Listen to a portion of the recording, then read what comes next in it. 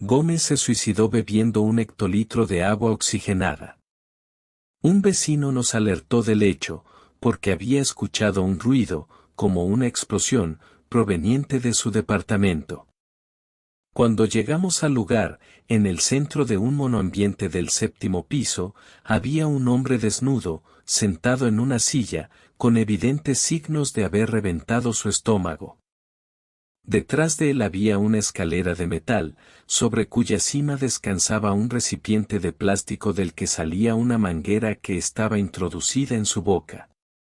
El recipiente era grande, lo suficiente como para contener 100 litros y la manguera penetraba en la víctima hasta llegar a su esófago. Debajo de la silla había un gran charco de agua y algo de materia fecal que había salido de su ano.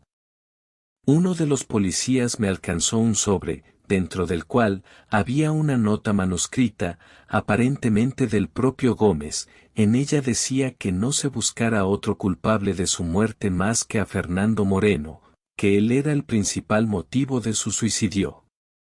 Revisamos el lugar y no encontramos nada extraordinario. Había algunos libros de yoga en una pequeña biblioteca, un escritorio con una máquina de escribir sin cinta, algunos papeles en blanco, algunas lapiceras, un celular y una libretita negra con hojas lisas, donde solo había anotados 2 nombres, Agustín Troncoso y Linto Baba. Al lado de cada uno de esos nombres estaba escrito, los próximos. Los forenses ya estaban retirando el cuerpo mientras yo, provisto de los guantes, revisaba el celular en busca de las últimas llamadas y mensajes. Había algunos números con los cuales Gómez se había comunicado hacía 2 días. Sería cuestión de empezar por ahí. Sobre el escritorio había también algunas facturas de compras realizadas durante esos últimos días, una de una ferretería, una farmacia y una tintorería. Me resultaron sospechosos y, tal vez, tuviera algo que ver con la muerte de Gómez. Bajé a la calle con las facturas y la libretita en el bolsillo, pensando cuáles hubieran sido los motivos por los cuales Gómez acabara con su vida, y quiénes serían ese tal Fernando Moreno, que mencionaba en su nota, y los 2 hombres que aparecían en la libretita. Saqué las facturas, una tintorería, una farmacia y una ferretería. Decidí empezar a interrogar por la tintorería. Según la dirección que figuraba estaba a pocas cuadras. El local lo atendía un japonés y le pregunté si él era Linto Baba, a lo que me respondió afirmativamente. Cuando le inquirí si conocía a Gómez su vista se nubló, quedó como petrificado, sin responder. Cuando reaccionó, luego de que le insistiera varias veces si lo conociera, se dirigió a la máquina de planchar al lado de la cual tenía un balde lleno de agua hirviendo y, sin mediar palabra, se lo echó encima. Traté de detenerlo pero fue imposible, su cuerpo era ya una masa ardiendo. Llamé de inmediato a una ambulancia, mas cuando los paramédicos llegaron ya nada pudieron hacer, las grandes quemaduras habían actuado con rapidez. En verdad sentí que, el haber pronunciado el nombre de Gómez, había provocado en Tobaba una crisis bastante particular, como para que lo hubiese empujado al suicidio. La siguiente factura que saqué del bolsillo era la que correspondía a la farmacia, y era llamativa porque, según el detalle de lo vendido había sido una importante cantidad de agua oxigenada y esto hacía, a la farmacia, o a quien estuviera a cargo, el principal sospechoso. Al llegar al lugar pregunté por el farmacéutico y resultó ser Agustín Troncoso, otro de los nombres que figuraban en la libretita. Agustín, tipo alto, de cabello prolijo, aliento con olor a pastilla de goma de menta. Le pregunté si lo conocía a Gómez, ya que él había comprado ahí grandes cantidades de agua oxigenada. Agustín me miró, sus labios comenzaron a temblar, su pulso ya no era el mismo. Fue a la vitrina, sacó una botella de ácido muriático, la destapó y, antes que pudiera detenerlo, la bebió íntegramente. Lo vi retorcerse en un espasmo increíble y caer al piso. Llamé una ambulancia pero fue en vano, con lo que tardó en llegar. Troncoso ya estaba muerto. Me quedaba la última opción, la ferretería, pero esta vez iba prevenido y me hice acompañar por un agente, para que él también viera el procedimiento. Cuando llegamos encontramos, detrás del mostrador, a un hombre de unos 50 años, alto, bigote recortado, cabello entrecano, vistiendo un guardapolvo gris. Le pregunté si era Fernando Moreno, me respondió negativamente. Le pedí, al oficial que me acompañaba, que sacara su celular y que filmara todo. Una vez preparado, le pregunté al ferretero si conocía a Gómez. Se me quedó mirando fijo, algunas gotas de sudor ya corrían por su frente, el semblante, que antes de mi inquisición pareciera de una persona tranquila, aplomada, se le desfiguró. Escapó hacia el fondo de la ferretería, llevándose un rollo de soga. Lo perseguimos. Salió por una puerta de atrás, que daba a otra calle. Mientras corría, se ataba al cuello un extremo de la soga. Lo seguimos corriendo hasta que llegó al puente del río. Antes que pudiéramos darle alcance, ató la soga a uno de los pilares de la baranda del puente y se arrojó al vacío. Oímos un ruido sordo y vimos, cuando llegamos, su cuerpo balanceándose, había decidido ahorcarse antes que hablar con nosotros. Apartamos, como pudimos, a los curiosos del lugar hasta que llegaron los patrulleros. ¿Qué era lo que yo tenía para decir? Nada más que lo que había quedado grabado en el celular del oficial. Eso ayudaría en mi descargo, porque ya habían sido varias las muertes estando yo presente en el lugar del hecho. Volví a la oficina y me senté en mi escritorio, hurgando con mis dedos en el celular de Gómez, tratando de buscar alguna pista que condujera a un sendero seguro en la investigación. El asunto era que tenía que ver Fernando Moreno en todo esto, porque Gómez lo inculpaba como si fuese el principal actor de la causa por la cual se había quitado la vida. Buscando en las aplicaciones del celular hallé, entre los mensajes de voz, uno de 20 minutos de duración, hecho por el propio Gómez. He aquí la desgrabación del mismo, son las 21 horas del martes y temo más por mi vida que antes. De todas maneras, aquí hay un silencio de unos 20 segundos, esta noche voy a ir. No puedo aguantar más, necesito ganar de una vez por todas. Otra pausa y se escucha ruido como de agua cayendo, y final de la grabación. Dejé el celular sobre el escritorio y me puse a meditar un rato, tras lo cual salí y volví al escenario del suicidio.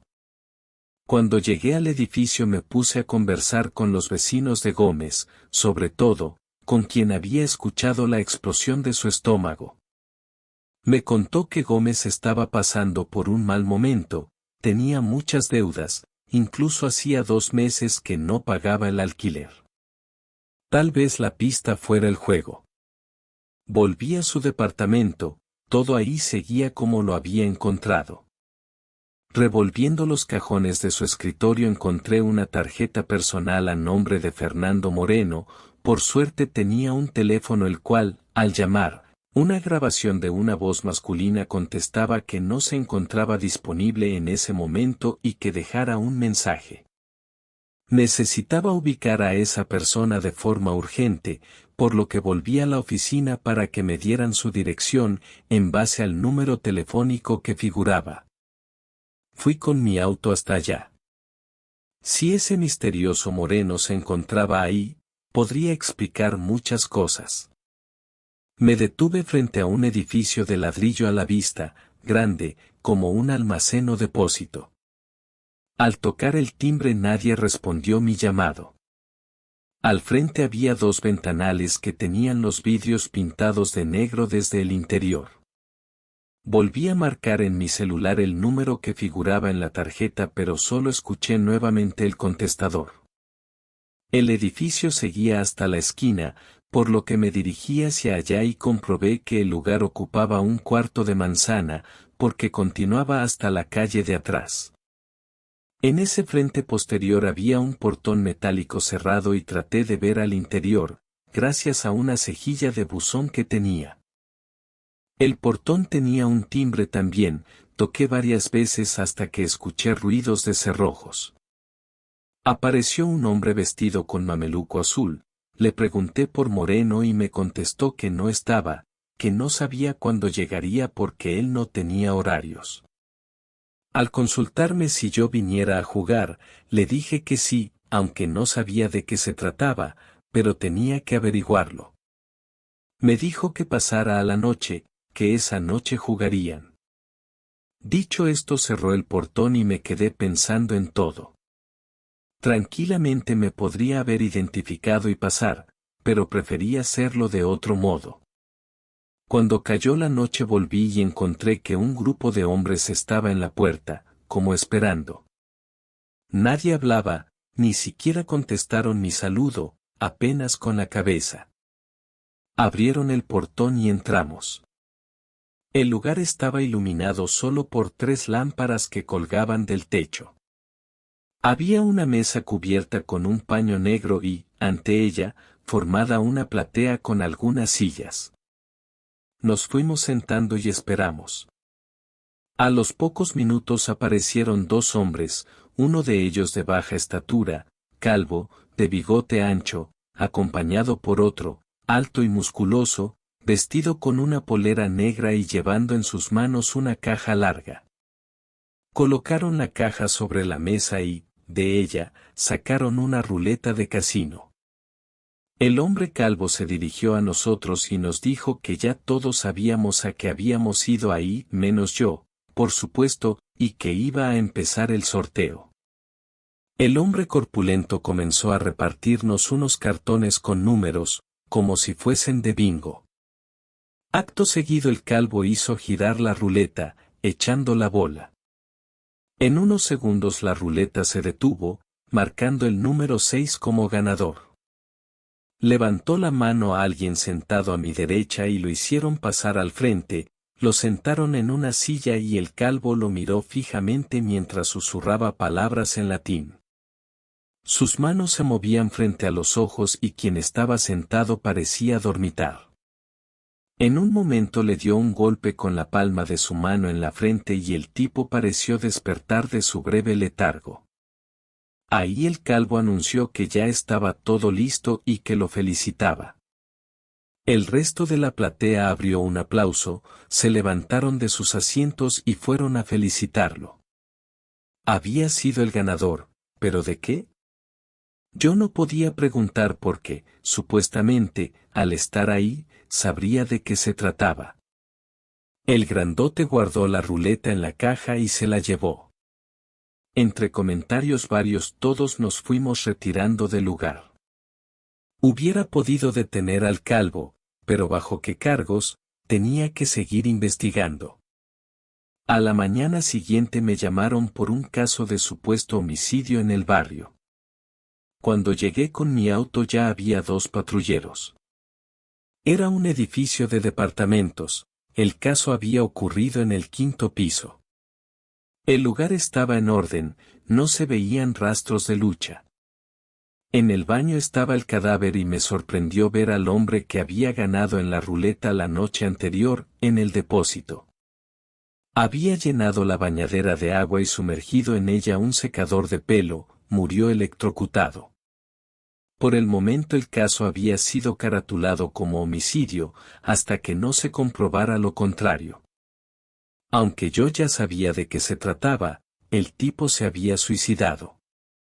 Y yo nada podía hacer, por el momento. A la noche siguiente volví a la reunión, en el depósito.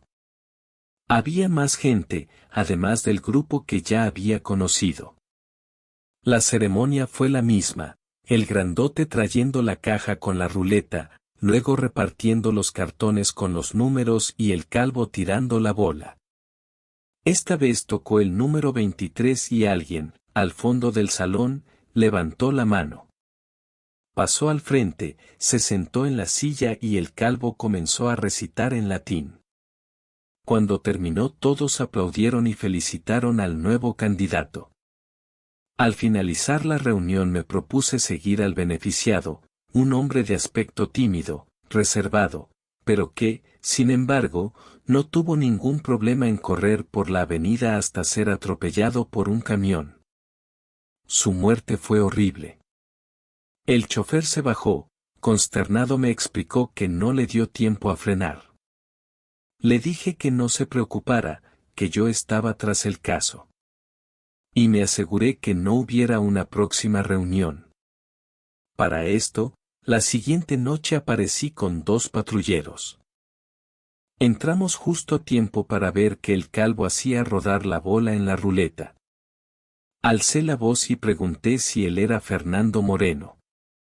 Contestó que sí y al decirle que estaba arrestado salió corriendo.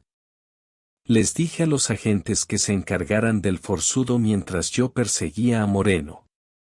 Salió por una puerta de atrás y comenzó a correr por la calle.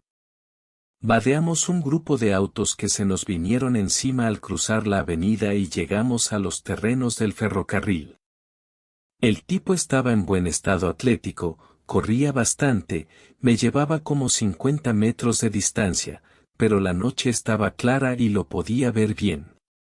Debía darle alcance, tenía mucho para contar. En un momento desesperado que se dio vuelta para ver a qué distancia me encontraba, descuidadamente lo hizo en una vía donde estaba pasando una formación y el tren lo despedazó en un segundo.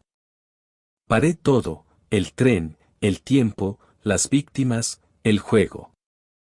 Miles de preguntas se agolpaban en mi cabeza. Había mucho trabajo por delante, reunir a todos los que habían participado de las reuniones, interrogarlos, vigilarlos por un tiempo. Y de Moreno no sabíamos nada, y ya era demasiado tarde. Tal vez haya más de un culpable o de una víctima. ¿Quién sabe?